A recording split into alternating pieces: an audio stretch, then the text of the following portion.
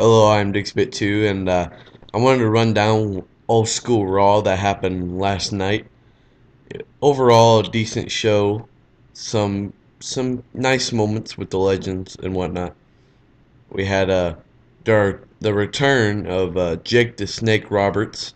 Yes, Jake actually closed out the show with the Outlaws and CM Punk, and ended up putting a rather awesome nostalgia moment with the snake Damien on Dean Ambrose, which was very fun to watch. And if you look closely, Dean was trying not to smile.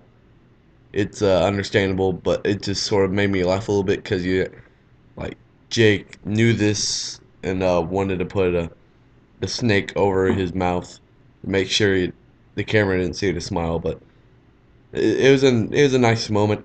Then we had a Sergeant Slaughter dancing with the Great Khali, something that we might have seen back when Slaughter was a heel with the Iraqian flag or something like that. I'm not sure why that came up in my head. I know Khali's from India, but it just reminded me of that and like how he hesitated not to go and dance with him. But we had Sergeant Slaughter as a guest referee. Yeah, we had it was another vote. It was between Slaughter, uh, Backlund, and Arn Anderson. Yeah, there we go. And is Damien Sandow versus Great Khali. It was it was an okay match, but it wasn't really anything special. Wasn't anything good. It was just a decent. But then I forgot to mention at the beginning at the show we had the Nature Boy Ric Flair coming out, and he struts his way to the ring, does a lot of woos until Randy Orton music hits. And before Randy Orton came out, I noticed that they had a camera angle where it just had the Raw, so I guess they had a Sin Cara moment and botched it a little. And I knew after that someone was coming out, and then of course out came Orton, and they sort of Flair and Orton they sort of have a little promo action. Orton was mindlessly talking about how he's better than his generation and even the generations before him, which is come on, Randy, you don't have to lie that much to the people. But and as soon as Orton gets all angry at Flair, out comes good old Cena, and he talks about how great Flair is and how he's 16-time world champion with 2 Hall of Fame rings, and how he's not overrated. And Orton, first of all, complains about having the rematch at the Rumble. I am, of course, okay with the rematch at the Rumble. I find it'll be it'll be an okay match. I know they had a match at MSG. It was a straight wrestling match. It was a 4-star match, but it ended in a crap finish with a low blow. But and then after all that, we said we had a Jerry Lawler update. He they didn't he didn't make it to the show that night because he had some heart problems. But now he's hopefully he'll be okay. But he is getting better. It's not anything completely serious, but besides that, I have to comment on Michael Cole and JBL's jackets. There was a point on Raw where Michael Cole said, "Who are you trying to be? Who are you trying to dress up as?" And I have no idea why JBL did not say Vince McMahon because that's what he had with his hair. And but come on.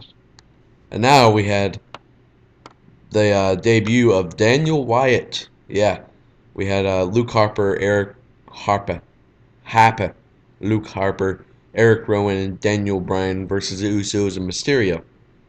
It was an okay match, but my God, how like whenever Bryan and Mysterio are in the ring together, how small do they look? They're bouncing off the second rope, and it just looks completely out of whack. And like, even though we've seen them two in singles matches, you always see them versus big guys, and they're just. It was like, oh my gosh, it. It almost reminded me of midget wrestling or little person wrestling, and it just, oh wow. But it was an okay match. They had some missed spots. And during like the commercial break, they showed what they did and on the WWE app, and like, why'd you not say that about maybe after the stupid Wendy's and Axes and commercials were on and all that? And I'm amazed that they had that Taco Bell commercial playing 1,000 times. And the winners were of course the Usos and Rey Mysterio, but it was on a roll up after Luke Harper, yeah, that got rolled up, and later on we had a backstage segment with uh, Brian telling Rowan and Harper that they need that he may be new to the group, but Daniel Bryan can teach them stuff about the ring itself, and now we know next week it'll be Daniel Bryan and Bray Wyatt versus who are am they facing? Who are they facing? Was it was it Cody and Goldust? It seems like a reasonable one, or maybe the Usos. I know, but they're having a tag match. And then we have Kane and Brad Maddox.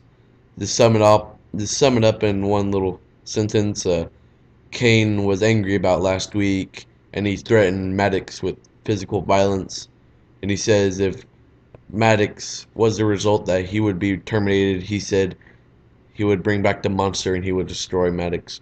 Okay. And then we had a rather interesting segment. We had a backstage with Biggie Langston runs into Legends.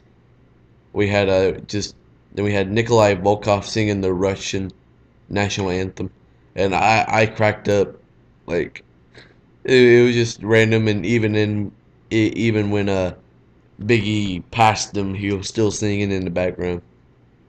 Then he sees the $1 Million Man Ted DiBiase, and he tells him everybody has a price, and he followed up by his trademark evil laugh. Then he runs into Erwin R. Seister, Bray Wyatt's dad, who tells him he better pay his taxes. Then he's walking, then we head to another commercial with the Taco Bell thing. But I like that segment. It was, you gotta have it.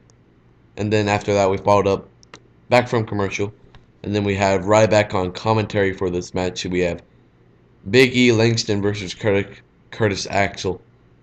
It was an okay match. It wasn't anything really. It was winner Big E, but and then we had a backstage leading up to the Piper's Pit. We had Roddy Piper prepares for it, and then we have a fun segment with Piper's Pit with the Shield. I love what Roddy did with Ambrose, and he brought up a cool thing like Ambrose Alley. Like I can see that being a cool thing. Like you had a snake pit, and then you had the barber shop, and then you had of course Piper's Pit. But now Ambrose Alley. That's a nice name if you think about it. Like Ambrose can really have that.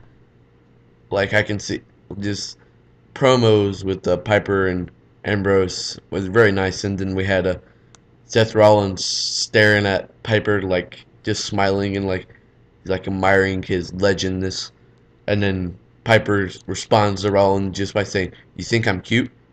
And I believe Rollins followed up by a nod or something of that matter, and then then we had it very simple. Rollins and we had Rollins and Dean Ambrose just sort of talking about like how they're better, like they're Ambrose is a better champion than Piper ever was, and how all this stuff, the usual. And then they did this very good. They had Roman Reigns just sitting there and just sort of looking like just a bad mofo. It, it just it just made him look good just by sitting there. And whenever Piper squeezed his cheek, he had this like, "You talking to me? Look, like what are you doing, old man? What are you doing?" And and then we had the Shield sort of about to gang up on Piper. They all three close in on him, and then Punk's music hits, and then Punk comes out with the New Age Outlaws. All three guys go to work on a Shield along with Piper. A nice moment. They clear out the ring of Shield, and then the actual Punk puts the U.S. title on Piper, which Ambrose left in the ring. And then we have following that we had Alberto Del Rio versus Sin Cara. I actually missed the majority of this match, but it was an okay match. Of course, Del Rio comes back from the concussion. That's what he took from that big power bomb off that top rope, or was it from the top rope? I can't remember, but it was definitely a power bomb. After the match, Del Rio talks about he's entering himself in the Rumble, and how he talks about winning in the past. But then we had that backstage segment with Daniel Bryan and the Wyatt family. It is a nice segment. It makes it look better. Then we had the Real Americans with Zeb Coulter versus the Rhodes brothers, and Zeb Coulter brought out that a sign. I hope he does this more, where he has like a political sign, like the best defense is a fence. Like I find that enjoyable, and I hope Zeb Coulter brings out more signs. I like him his new gimmick for his stuff. It was a nice match. I liked it. Once again, as a they were they were both. We see this match a lot, or we sort of see a resemblance of this match a bunch. Of course, the Real Americans came really close. The Goldust and Cody, but in Goldust won. And following that, we had backstage DDP, Booker T, and I'll say the last name after I explain it. We see a DDP smiling and stretching. Of course, he does his yoga. And then Booker T walks in and tells me, and excuse me, and he says, "Tell me I didn't just see that." Of course, that's his catchphrase. But DDP talks about his yoga, and then he just, and then Booker T says DDP is just trying to get a cheap plug for a DDP yoga, and then Paige laughs and says he's right, and he demonstrates some yoga techniques for Booker, and Booker says he can't do DDP yoga, but he can do Booker yoga. He goes to show him for that his knee hurts, and then of course, good old Ron Simmons walks in. He looks around confused, pauses, and then I think we all know what comes out after that. And finally, lets out a loud damn. And I wish we would have seen Paige in a match. I can see them doing that. Like, he's healthy, but if there's anything I'm not aware about, uh, any injuries that Paige sustained before, I don't know. But going on here. Then, of course, we had the Damien Sandow versus the Khali match. Special referee Charlotte Iyer talked about that. And then backstage we have Brock Lesnar and Paul Heyman. And then after that, we see an in-ring segment that I really enjoyed. Brock Lesnar, Paul Heyman, and Mark Henry. And I'll explain the last person whenever we get there. So, Brock Lesnar comes out very much like the like what he did the previous week, and Heyman talks about Bruno Sammartino being the guy that everybody wanted to take out in the locker room back when he was on top, and same Hogan and same Austin. And now he says Lesnar is doing that. And then Mark Henry comes out, yeah. And Mark Henry is laid waste, and then Lesnar snaps his arm. And if you see his face, if you have recorded it or you just remember it, Brock's face was like just monstrous, or I'm not sure how to put it, but it was pretty freaky. And then whenever it looked like it was all over, we had the Big Show, yeah, hooded Big Show being all this some nostalgia back then because they had a great feud in '03. Lesnar and Show did. They had lots of matches for the title, and Lesnar ran back to the ring, and then Big Show came in. Then Lesnar came out of the ring, and then Lesnar went back in the ring, and then Lesnar did not, took a wicked bump.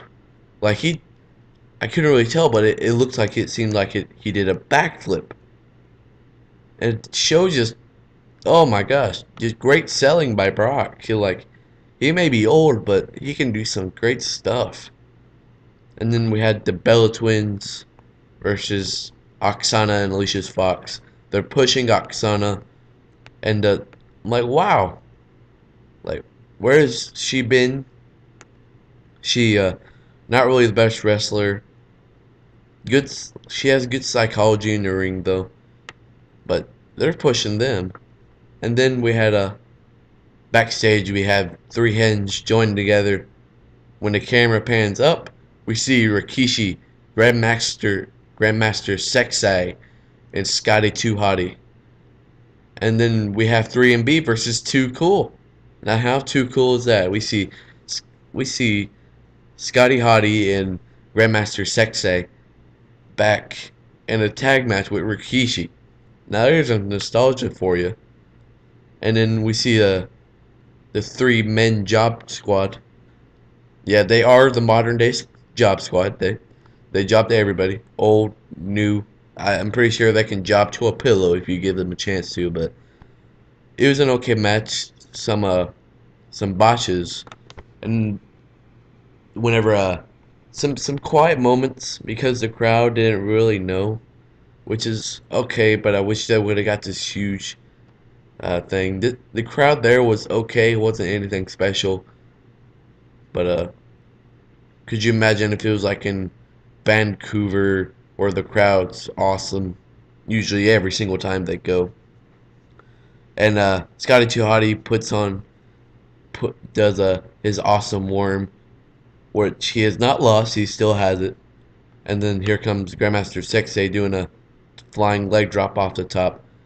And then before this, Rikishi did a botched thing where he did a super kick, and Rikishi is the age is showing on him. Is he showed up the last year at the old school Raw, and he could still move a little, but now it's okay. I get it now. Everybody ages, but he does fall. But he no stink face, sadly. So that sort of sucks. I wish I had some stink faces. But they did their trademark dance after the win, and winners were too cool. It was an okay squash match. I got it. And then we had all the old school legends with Bad News Barrett. And the bad news was that Bad News Barrett came out basically. They gotta get something new for that guy. I can't fathom how much they need to put him in the ring, or at least something new.